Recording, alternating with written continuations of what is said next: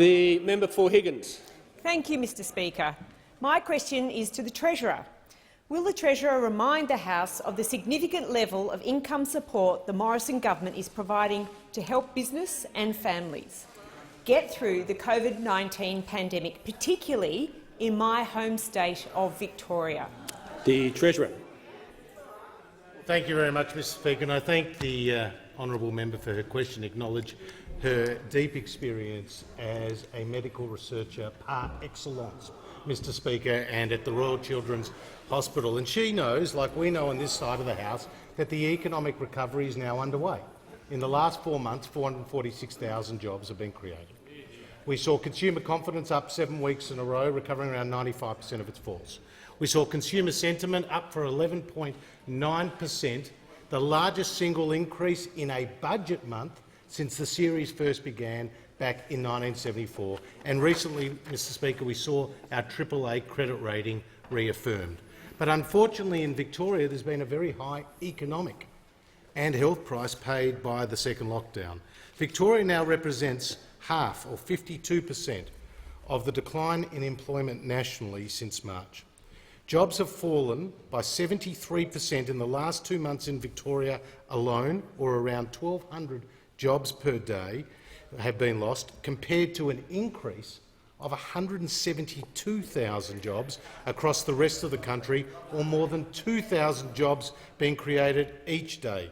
Female employment has fallen by 24,000 in Victoria since May. This compares to 300,000 jobs created for women across all other states, Mr Speaker. Three-quarters of the fall in employment over the last year for those aged 15 to 24 are in Victoria, Mr Speaker, and between July and September, the number of effectively unemployed people has increased by 127,000 people in Victoria, or more than 2,000 a day, Mr Speaker. That tells a very painful picture about what has occurred, and that's why it was with real surprise that there wasn't an announcement yesterday about the reopening in Victoria, with the Australian Industry Group saying the reversal is a shock and undermines any remaining confidence that the Victorian government knows what it is doing to open the state's economy. The BCA, COSBOA, the Victorian Chamber of Commerce and Industry were equally critical. So, Mr Speaker, we, the Morrison government, will continue to support the Victorian people. We are continuing to provide around $200 million a day to Victorian families and businesses, Mr Speaker.